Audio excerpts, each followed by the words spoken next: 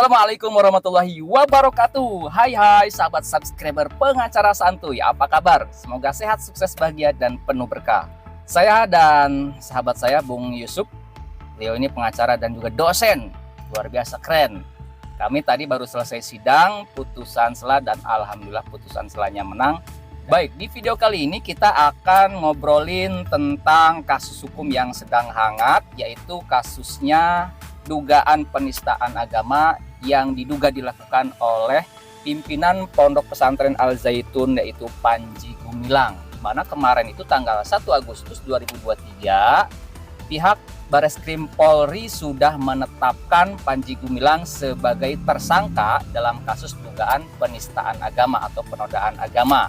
Nah, Panji Gumilang ini dijerat dengan pasal berlapis nih teman-teman. Jadi saya mengutip dari informasi dari newsrepublika.co.id, yang mana pasal-pasal yang dijerat kepada Panji Gumilang ini diantaranya yaitu pasal 14 ayat 1 Undang-Undang Nomor 1 tahun 1946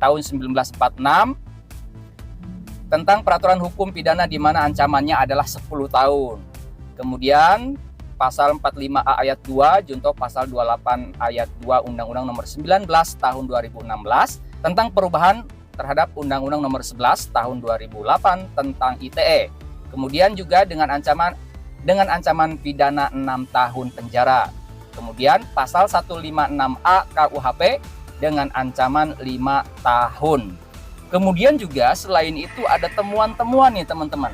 Di antara temuannya bahwa Panji Gumilang ini memiliki ratusan rekening. Wow, luar biasa sekali ya. Satu orang pimpinan pondok pesantren bisa memiliki ratusan rekening. Dan berdasarkan informasi dari Menko Polhukam Mahfud MD, di antara ratusan rekening tersebut sudah ada yang dibekukan. Kenapa? Karena ada transaksi yang mencurigakan. Ada uang masuk yang mencurigakan dan juga ada transaksi uang yang keluar dari rekening tersebut juga mencurigakan. Kemudian temuan selanjutnya, Panji Gumilang ini memiliki kurang lebih 290-an SHM, sertifikat hak milik atas bidang tanah. Wah, banyak sekali itu ya. Sampai 290-an bidang tanah dengan SHM atas nama Panji Gumilang beserta anggota keluarganya. Nah, itu adalah informasi yang kami dapatkan dari Menko Polhukam Mahfud MD. Nah, dengan ditetapkannya menjadi tersangka, kita akan mempelajari apakah ini sudah tepat dilakukan oleh Bareskrim Polri dengan menetapkan atau menjerat Panji Gumilang ini dengan pasal yang berlapis. Nah, Bung Yusuf, bagaimana nih? Udah tepat nggak nih Polri ini menetapkan Panji Gumilang sebagai tersangka penodaan agama? Bagaimana menurut pengacara dan sekaligus dosennya? Kita dengar pernyataan dan pendapat guys. Gimana Bung Yusuf?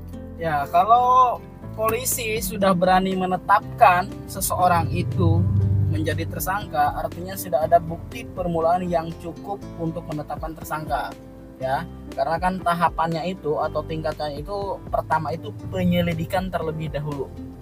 Nah, kalau penyelidikan sudah dilakukan, kemudian bahwa polisi sudah menemukan bukti permulaan yang cukup, maka boleh dia menetapkan seseorang itu untuk menjadi tersangka dan tinggal kita mengikuti proses hukum berikutnya yang dilakukan oleh polisi dan penegak hukum yang lain.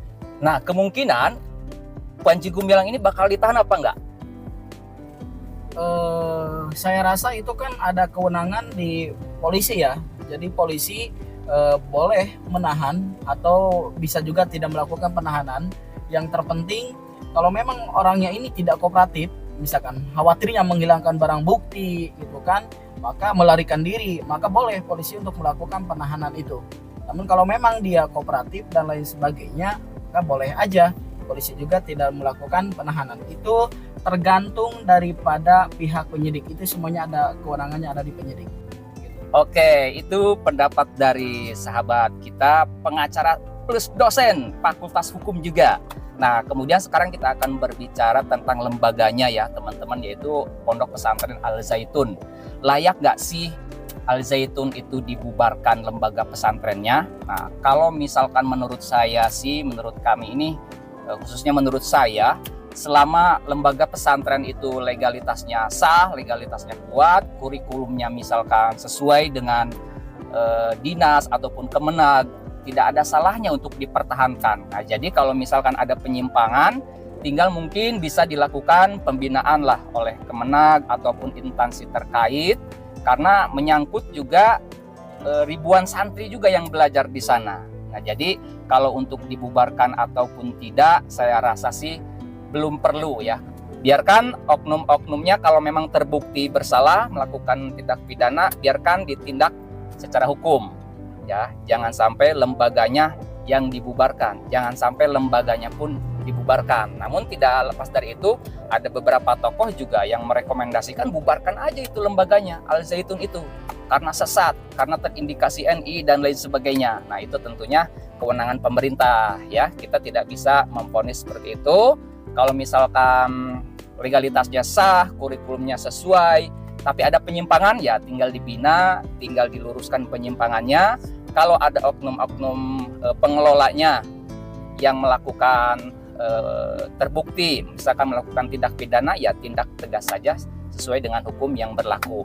Namun tentunya kita berharap kasus ini adalah murni penegakan hukum, tidak ada intervensi kekuasaan, tidak ada unsur politis ataupun juga skenario ya. Kita harapannya seperti itu, penegakan hukum secara murni. Itu yang dapat kita bahas ya pada kesempatan video kali ini. Ini pun request dari sahabat kita nih yang minta pembahasan atau kita berbincang-bincang masalah kasus hukum Panji Gumilang, kemudian kasus-kasus hukum lainnya ya. Insya Allah dalam kesempatan yang lain akan kita bahas kasus-kasus besar yang memang juga sedang diperbincangkan oleh publik. Terima kasih yang udah subscribe. Semoga rezekinya bertambah banyak dan melimpah. Amin ya robbal alamin. Sampai jumpa di video-video selanjutnya. Assalamualaikum warahmatullahi wabarakatuh.